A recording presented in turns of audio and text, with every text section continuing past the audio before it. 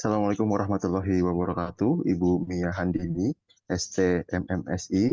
Di sini kami akan mempresentasikan mengenai tugas dari Ibu yang berjudul Ekonomi Digital, eh, de- mata kuliah pengantar Teknologi Komunikasi dan Informatika. Baik, di sini saya akan memulai dari latar belakang dulu. Latar belakang, di era globalisasi saat ini, digital menjadi sebuah keharusan. Kemajuan teknologi memberikan kemudahan bagi dalam segala urusan manusia, salah satunya dalam bidang ekonomi.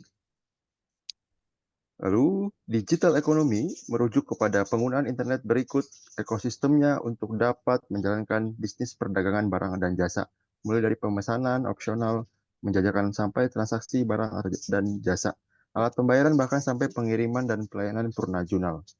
Lalu ada rumusan masalah. Apa itu ekonomi digital? Apa saja karakteristik ekonomi digital? Apa contoh ekonomi digital? Bagaimana dampak ekonomi digital? Lalu ada tujuan. Untuk mengetahui definisi atau pengertian ekonomi digital, mengetahui apa saja karakteristik ekonomi digital, mengetahui contoh ekonomi digital, dan mengetahui dampak apa saja yang ditimbulkan di ekonomi digital. Baik, untuk pembahasan silahkan Mbak Asri. Oke, langsung saja. Bab 2 pembahasan. 2.1 pengertian atau definisi ekonomi digital.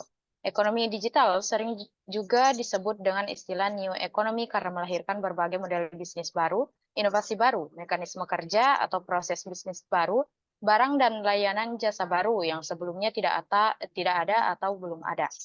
Dengan demikian, ekonomi digital dapat diartikan sebagai segala bentuk kegiatan ekonomi yang pencapaian hasilnya diukur dengan menggunakan hasil teknologi digital. 2.2 Karakteristik ekonomi digital. Karakteristik ekonomi digital menurut Don Tapscott terbagi menjadi 12 bagian. Yang pertama ada knowledge atau pengetahuan.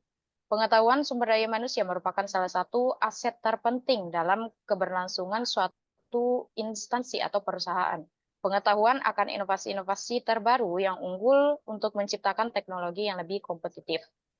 Yang kedua, ada digitization atau digital. Digitization merupakan suatu proses transformasi informasi dari berbagai bentuk format digit, 0 dan 1, atau biasa disebut dengan bilangan biner, di mana keberadaannya telah mampu menghasilkan terobosan dan dampak perubahan besar dalam dunia transaksi bisnis yang ditransformasikan dalam bentuk digital.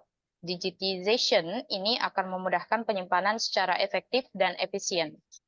Ketiga, ada virtualization atau virtual. Virtualization dapat digunakan untuk memulai bisnis online hanya dengan menggunakan perangkat yang dapat menjangkau calon customer secara virtual. Virtualization akan memudahkan produser dan customer bertukar informasi secara virtual, baik dalam kegiatan pemesanan barang maupun saat transaksi. Selanjutnya, saya persilakan Kak Firdaus. Baik, terima kasih. Molecularization atau molekul terdapat beberapa perubahan di era ekonomi digital yang semula heavy origination menjadi light origination yang lebih fleksibel. Organisasi multidivisional yang semula M-form organization berubah menjadi E-form organization dengan bentuk yang lebih mudah adaptasi dengan lingkungan. Lalu ada internet working. Jaringan internet ini akan membangun interkoneksi dalam membentuk sebuah jaringan ekonomi. Internet working penting dalam kegiatan transaksi bisnis, baik secara online maupun offline. Lalu ada disintermediation. Semakin majunya teknologi ini membuat mediator yang sebelumnya dibutuhkan kegiatan transaksi menjadi pengangguran dan akan menambah jumlahnya. Lalu ada convergence, menyatu pembentukan multimedia interaktif yang dilakukan bersama-sama untuk membentuk suatu platform yang menjadi wadah untuk kegiatan perekonomian digital. Tingkatan kemampuan dan kualitas perusahaan dalam mengkonversi tiga sektor industri, computing, communication, dan content untuk menjalankan bisnis online di era ekonomi digital. Lalu selanjutnya silahkan Mas Marcel. Oke, selanjutnya ada inovasi. Kunci utama untuk dapat selalu mempertahankan produk agar selalu menjadi ciri khas adalah dengan berinovasi. Inovasi akan terbentuk dari imajinasi dan kreativitas manusia yang semakin menarik dengan menciptakan gagasan dalam produk atau teknologinya. Lalu ada prosumtion, produsen sekaligus konsumen. Hampir semua konsumen dan teknologi informasi saat ini dengan mudah dapat juga bertindak sebagai produsen. Contohnya adalah seseorang dapat menjual suatu produk dari internet dengan yang nantinya akan dijual lagi eceran kepada orang lain secara online. 10 ada imadiasi atau serba ketika. Kecepatan proses akan berpengaruh pada cepat lambatnya proses produksi dan pengirimannya. Hal tersebut menjadikan konsumen akan memilih produsen yang akan memberikan banyak keuntungan baginya. 11 ada globalization atau mendunia, adanya ekonomi digital yang membuat sumber daya ekonomi untuk menciptakan teknologi bisnis online, membuat kegiatan transaksi dapat digunakan di seluruh penjuru belahan dunia. Kegiatan transaksi di era ekonomi digital akan menjadi lebih mudah hanya dengan menggunakan perangkat dan jaringan internet untuk melakukannya. Lalu ada discordance atau perpecahan. Munculnya ekonomi digital akan membuat tembok pembatas atau pemisah bagi kelompok yang memahami teknologi dan kelompok yang tidak memahami teknologi.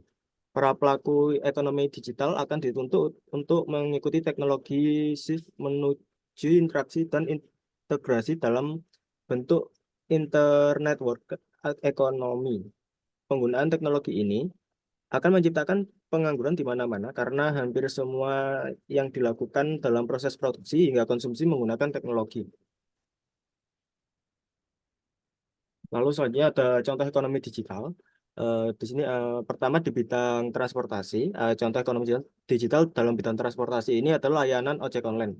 Dahulu jika kita ingin memesan ojek, kita harus datang ke pangkalan ojek. Tetapi saat ini bisa menggunakan aplikasi seperti Gojek, Grab, dan lain-lain yang kita bisa menentukan titik jemput sesuai kemauan kita.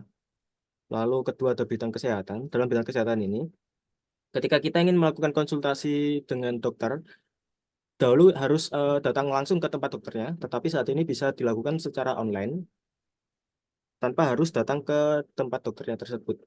Lalu di bidang perbankan, dalam bidang perbankan, di sini contoh penerapan ekonomi digital adalah adanya m-banking sehingga kita dipermudah dalam melakukan transaksi di mana saja. Jadi tidak perlu datang langsung ke kantor banknya. Lalu ada bidang bisnis. Dahulu ketika ingin memulai usaha bisnis, contohnya bidang jual beli, kita harus memiliki toko offline, toko fisik. Tetapi saat ini sudah dipermudah dengan adanya online shop yang membuat kita tidak diharuskan memiliki toko fisik untuk memulai usaha jual beli. Lalu untuk dampak ekonomi digital bisa dilanjutkan oleh Kak Asri.